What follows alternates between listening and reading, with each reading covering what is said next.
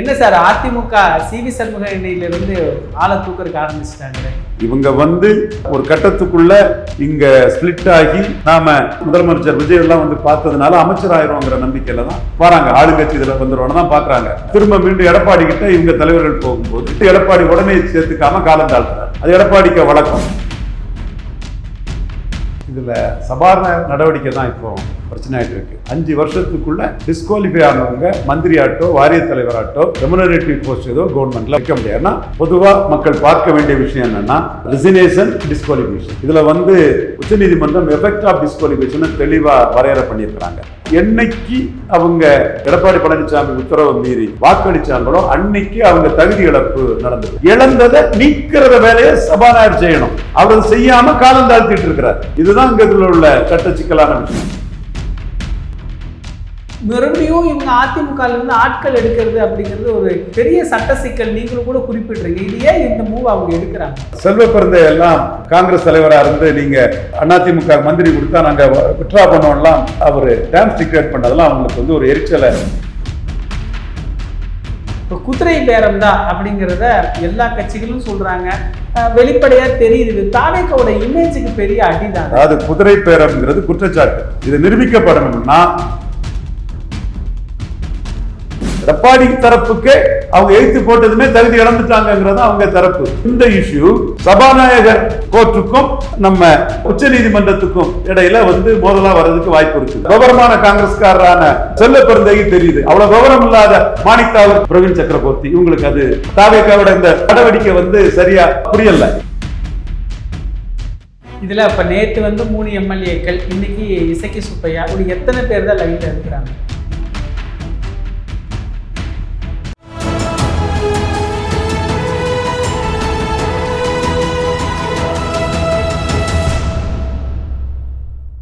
தமிழகம் நேயர்களுக்கு வணக்கம். இன்று நம்முடைய அரசியல் விமர்சகர் திரு ரவீந்திரன் துரைசாமி அவர்கள் இணைந்துள்ளார். சார் வணக்கம். சார் வணக்கம் தம்பி. எப்படி இருக்கிறீங்க சார்? நல்லா இருக்கும் தம்பி. என்ன சார் அதிமுக சிவி சண்முகையிலிருந்து ஆளை தூக்கறதுக்கு ஆரம்பிச்சிட்டாங்களே? அதாவது இதில் சபாநாயகர் நடவடிக்கை தான் இப்போ பிரச்சனை ஆகிட்டு இருக்கு என்பதோட கூட கேட்டிருக்கிறாரு. 5 நிமிஷத்தில் ஏன் முடிவெடுத்தீங்கன்னு கேட்டிருக்கிறாரு. இது என்னன்னா எஃபெக்ட் ஆஃப் டிஸ்குவாலிஃபிகேஷன். 5 வருஷத்துக்குள்ள டிஸ்குவாலிஃபை ஆனவங்க மந்திரி ஆட்டோ, வாரிய தலைவராட்டோ, ரெமுனரேட்டிவ் போஸ்ட் ஏதோ கவர்மெண்ட்ல வைக்க முடியாதுன்னா பொதுவாக மக்கள் பார்க்க வேண்டிய விஷயம் என்னன்னா ரெசிக்னேஷன், டிஸ்குவாலிஃபிகேஷன். இதில் உச்சநீதிமன்றம் எஃபெக்ட் ஆஃப் டிஸ்குவாலிஃபிகேஷனை தெளிவாக வரையறை பண்ணியிருக்கிறாங்க. cannot be appointed as minister as well as any remunerative posts in the state or central till the end of the term. இந்த 5 ஆண்டு காலத்துக்குள்ள டிஸ்குவாலிஃபை ஆனவங்க மந்திரி ஆக முடியாது, டிஸ்குவாலிஃபை ஆனவங்க வாரிய தலைவர் ஆக முடியாது. இதுதான் உச்சநீதிமன்ற தீர்ப்பு. இப்ப இவங்களோட நிலைமை என்னன்னா, என்னைக்கு அவங்க கொறடா உத்தரவு மீறி, எடப்பாடி பழனிசாமி உத்தரவு மீறி வாக்களிச்சாங்களோ அன்னைக்கு அவங்க தகுதி இழப்பு நடந்தது. இதைத்தான் ஷாமண்ணன் எல்லா இதுலயும் சட்ட பொசிஷனா ரொம்ப தெளிவா ஷாமண்ணன் எல்லா இதுலயும் விளக்கிட்டு இருக்கிறாரு. இதுதான் உண்மை நிலைமை. அதை தகுதி இழந்துட்டாங்க. இழந்ததை நீக்கிறத வேலையை சபாநாயகர் செய்யணும். அவர் செய்யாம காலம் தாழ்த்திட்டு இருக்கிறார். இதுதான் இங்க உள்ள சட்ட சிக்கலான விஷயம். சபாநாயகர் என்ன சொல்றாரு? அவங்க கைப்பட எழுதி தந்தாங்க. இது ஒரு ப்ரொசீஜர். இது ஒருத்தர் சுயமா ராஜினாமா பண்றாரான்னு பாக்குறதுக்கு யாரோ டைப் அடிச்சதுல கையெழுத்து போடுறாரா, அவரு சுயமா எழுதி கொடுக்கறாங்க பாக்குறது. இது ப்ரொசீஜரா, இது டெக்னிக்கல் மேட்டர். இது அல்ல மெட்டீரியல் மேட்டர். அவங்களுக்கு ரிசைன் பண்ணதுக்கே உரிமை இல்லை. அவங்க தகுதி இழந்துட்டாங்கிறது சபாநாயகருக்கு தெரியும். அவர் நாலேஜுக்கு உட்பட்ட ஒரு விஷயம் தான். என்னைக்கு எழுத்து ஓட்டு போட்டாங்களோ அன்னைக்கே தகுதி இழந்துட்டாங்க. அப்ப எம்எல்ஏ இல்லாத ஒருத்தர் எம்எல்ஏ பதவி எப்படி ரிசைன் பண்ண முடியும்? இதைத்தான் அதிமுக சட்டக்குழு நண்பர் இன்பதுரையும் தெளிவா கேட்கிறாரு. சபாநாயகர் நியாயமான முறையில நடக்கல, நேச்சுரல் ஜஸ்டிஸ் படி நடக்கலங்கிறதுக்காக தான் 5 நிமிஷத்துல நீங்க எப்படி முடிவெடுத்தீங்கன்னு கேட்கிறாப்புல. அப்ப சபாநாயகர் இந்த ராஜினாமா கேட்கும் போது அதிமுக தரப்பு என்ன சொல்றாங்கன்னா, சபாநாயகர் என்ன கேட்கணும்னா, ஏற்கனவே நீங்க தகுதி இழந்துட்டீங்களே, உங்களை நீக்கணுமா நீக்காண்டாமாங்கிறது நான் முடிவு பண்ணணும். உங்களை கண்ட்ரோல் பண்ணவும் இல்லை. எடப்பாடி கண்ட்ரோல் பண்ணிட்டாருன்னு வைங்க, நான் இவரை மன்னிச்சு விட்டுட்டேன்னு வைங்க, அவங்க ரிசைன் பண்ணலாம். எடப்பாடி தரப்புக்கு அவங்க எழுத்து போட்டதுமே தகுதி இழந்துட்டாங்கிறது அவங்க தரப்பு. அதுல அவர்கிட்ட திரும்பி வர்றவங்களும் அவரு மன்னிக்கிறதுக்கு வாய்ப்பு இருக்கு. சோ இந்த இஷ்யூ சபாநாயகர் கோர்ட்டுக்கும் நம்ம உச்ச நீதிமன்றத்துக்கும் இடையில வந்து மோதலா வர்றதுக்கு வாய்ப்பு இருக்குது. உச்ச நீதிமன்றத்தில் ஏற்கனவே உள்ள எஸ்டாப்ளிஷ்டு ரூல் படி, கர்நாடகா மகாராஷ்டிரா கேஸ் உள்ள ரூல் படி அவங்க வந்து எப்போ வாக்களிச்சாங்களோ அப்பவே பதவி இழந்துட்டாங்க. இல்லாத பதவியை ஒருத்தர் எப்படி ரிசைன் பண்ண முடியுங்கிறதான் அதிமுக தரப்பு வந்து இதை பிரச்சனையா எடுப்பாங்க. இது வந்து சட்ட சிக்கல்கள், இது ஜுடிஷியரி எக்ஸிக்யூட்டிவ் மீன்ஸ் நான் வந்து இந்த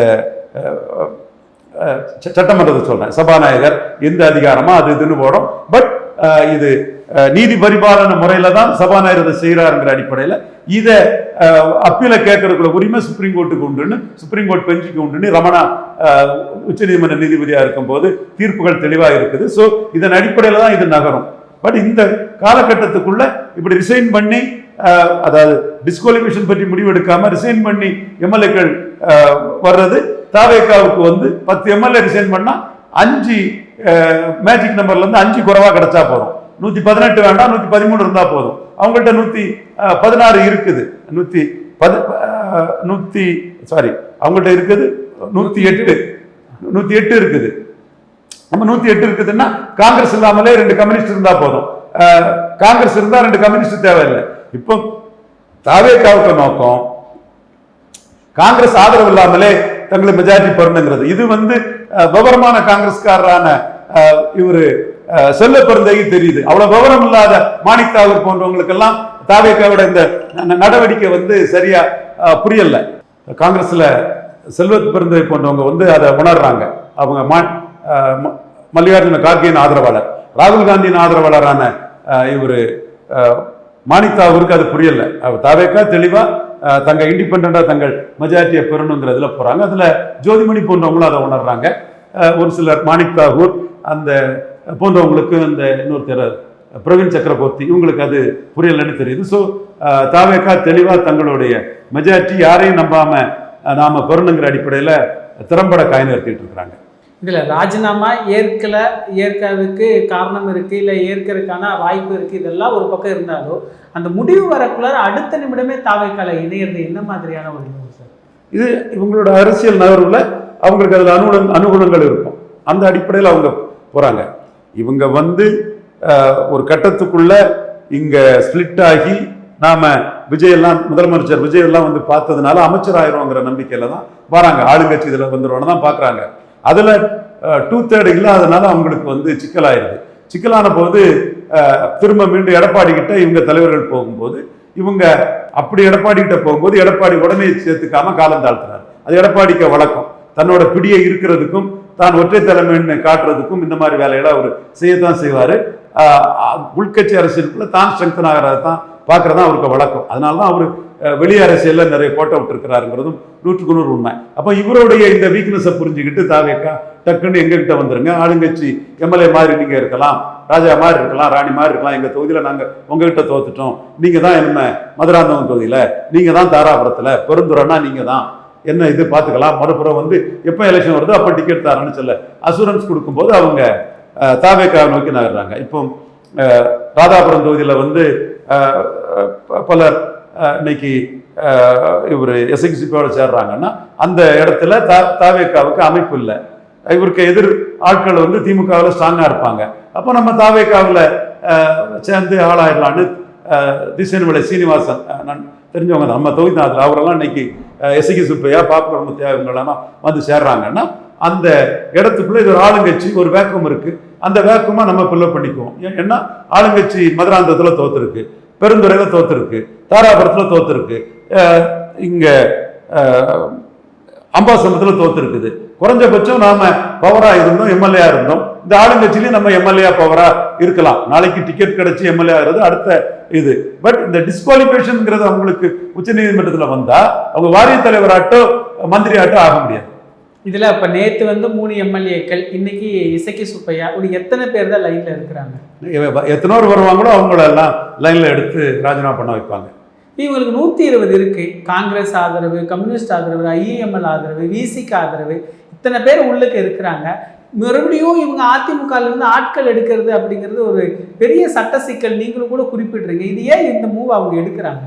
அவங்க வந்து செல்வ பெருந்தை எல்லாம் காங்கிரஸ் தலைவராக இருந்து நீங்கள் அதிமுக மந்திரி கொடுத்தா நாங்கள் விட்ரா பண்ணோம்லாம் அவர் டேர்ம்ஸ் டிக்டேட் பண்ணதெல்லாம் அவங்களுக்கு வந்து ஒரு எரிச்சலை கொடுத்துருக்கு. அதே மாதிரி இவங்க சிபிஎம் சிபிஐ அவங்களுக்கு அமைச்சரை பதவி கொடுக்கக்கூடாதுன்னு சொன்னது. இப்போ என்ன ஆகி போச்சுன்னா அந்த செல்வ பெருந்தகை பேசல, ஆனால் சிங்கானூரில் கேண்டிடேட் ஆன ஸ்ரீநிதி இவங்க போட்டு ஏதாவது பதவி வாங்கிக்கிட்டு போமா ஏன் உண்மையை பேசுகிறான்னு ஒரு ஸ்க்ரீன்ஷாட்டையும் போட்டு அந்த கேண்டிடேட் வந்து ஸ்ட்ராங்காக வந்து இந்த குதிரை பேரத்தை அனுமதிக்க முடியாதுன்றக்காக. அதே மாதிரி விசிகாவிலையும் இவர் பனையூர் பாபு எதிராட்டே போயிட்டாரு. உள்ள இருந்துகிட்டே பாலாஜி வந்து குதிரை பேரத்துக்கு எதிராக பேசுறாரு. பட் இவங்களுக்கு வந்து ஒரு அதிர்ச்சி தான், நம்ம இல்லாமலே மெஜாரிட்டி காட்டி நம்ம சூப்பர் ஃப்ளோஸ்ன்னு விசிகா காங்கிரஸ் எல்லாம் சூப்பர் ஃப்ளோஸ்ன்னு விஜய் காட்டிடுவாரோங்கிறது இவங்களுக்கு ஒரு அதிர்ச்சியாக தான் இருக்குது.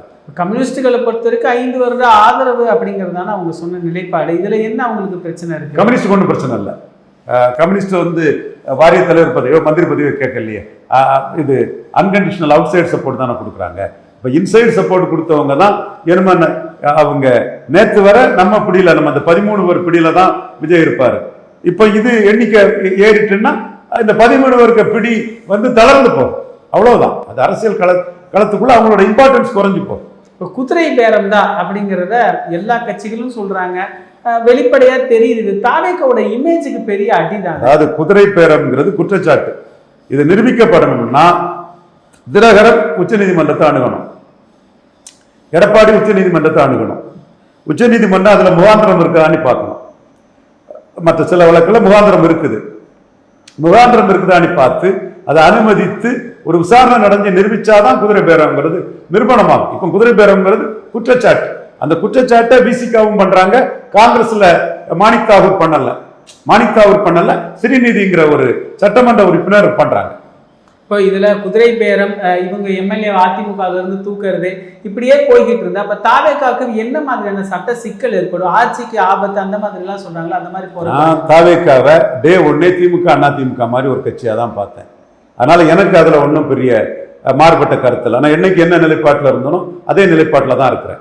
இன்னைக்கு இந்த கொலை கொள்ளை கற்பழிப்பு இதெல்லாம் வந்து ஒரு சோசியல் ப்ராப்ளமா தான் பார்த்தேன்.